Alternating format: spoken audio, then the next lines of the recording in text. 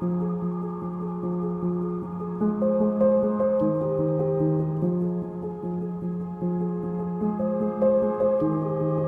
this tattooing had been the work of a departed prophet in Sierra Leone's island who, by those hieroglyphic marks, had written out on his body a complete theory of the heavens and the earth, and a mystical treatise of the art of attaining truth, so that Queequeg, in his own proper person, was a riddle to unfold, a wondrous work in one volume, but whose mysteries not even himself could read, though his own live heart beat against them.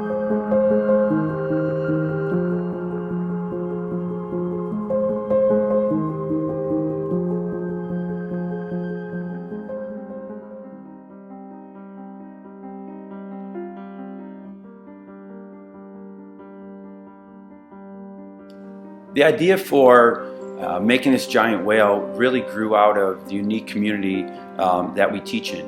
IGS is an awesome program, and senior year they have history, English, and art combined. So when the English teacher, Jeff Markham, wanted to tackle Moby Dick, I thought about what can I contribute as the art teacher.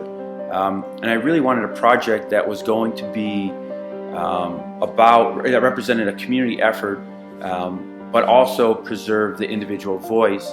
And the idea of doing this whale, I thought, would accomplish both. One of the great things about using Moby Dick is that as a work of literature, it has a copious amount of references and allusions to mythology and to philosophy and theology, but also to works of art, which is great for students to look into and to consider as they're reading the book. Even more magical maybe is the generative power of the book to create works of art, or at least to inspire the creation of works of art in others. And there have been books published about this, and there's a lot of very interesting scholarship and just examples of beautiful artwork that's been produced by the inspiration that the book creates in people's hearts and minds. The process of actually making the whale was totally new to me, and we developed some techniques and processes specifically for this.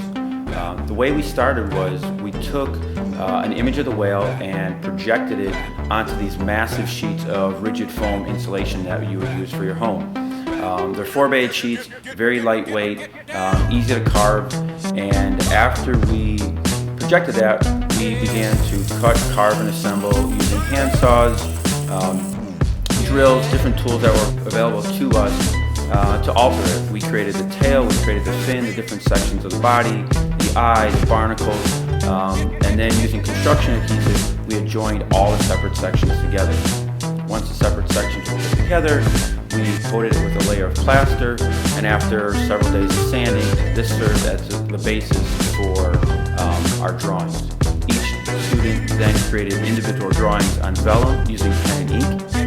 These drawings are then adhered to the surface, acting as the skin for the whale, and with additional layers of plaster, graphite, charcoal, spray paint, we use that to bring to unify the entire whale as a sort of final product. As a teacher, I've always valued using artwork in conjunction with understanding a book, and then displaying that understanding and letting students just explore their own creativity as a way of getting deeper into an understanding of the text. And this year we decided to take a very, very large whale, or at least make one, and then cover it with tattoos. And the tattoos are linked to the text, in that Queequeg is covered with tattoos, which indicates the art of the attainment of truth. It's a mystical treatise, but it's also metaphorical in a number of different ways, in that the book itself is covered with markings that maybe bring us to a deeper understanding of the truth. And the hope in this assignment is that each student over the course of these 10 weeks and through their journaling and through class discussions would really focus and be inspired by an aspect of what's going on in the book and try and render that inspiration into a work of art that would then become a tattoo on the body of the whale. And so that's what you see here is this 25-foot whale that's covered with the inspirations that our 38 students have felt and explored through art. And it's sort of art on a work of art, because the whale itself is a work of art, and it's about a work of art, Moby Dick, of course, which contains works of art. And so you've got all these different levels of art making and art appreciation through this one experience that we had together in IGSS. So I chose to work with something that I saw as a common motif in the book, which was the theme of aggression, specifically human aggression. So my piece, my illustration, featured a harpoon, and near the point of the harpoon was a scroll that said, "Burst in upon him." And this line is said by Ahab during the third lowering for Moby Dick near the very end of the book. And to me, this was the climactic moment in the book of aggression, and specifically Ahab's aggression and its ultimate futility in killing Moby Dick, because him and the rest of the crew of the Pequod eventually die. There are a bunch of hands grasping at the harpoon, and this is to symbolize, the deaths of the crew of the Pequod, and there are bubbles rising up from the hands, symbolizing it being underwater. I think one of my favorite parts about the whale was the community kind of aspect to it, that everyone contributed something, and everyone, had the different interpretations that all came into one piece. People, like, what are you drawing? Like, what was your interpretation? Because it was so huge, you know what I'm saying? Like, the book was just, like, so massive, and it was really good for people to kind of have that final reflection.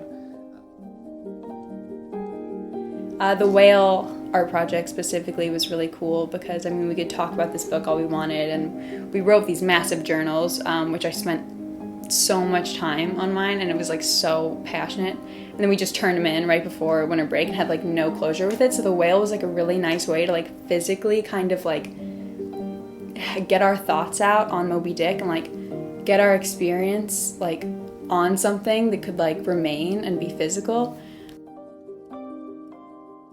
One of my favorite aspects of the project was the artist statements that the kids made.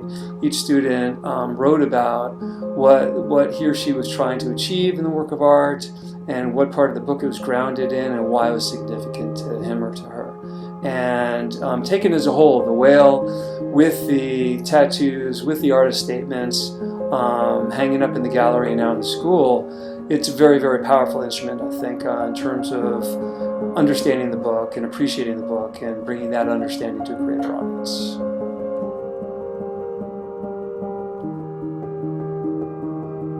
The skeleton dimensions I shall now proceed to set down are copied verbatim from my right arm, where I had them tattooed. As in my wild wanderings at that period, there was no other secure way of preserving such valuable statistics. But as I was crowded for space and wished the other parts of my body to remain a blank page for a poem I was then composing, at least what untattooed parts might remain,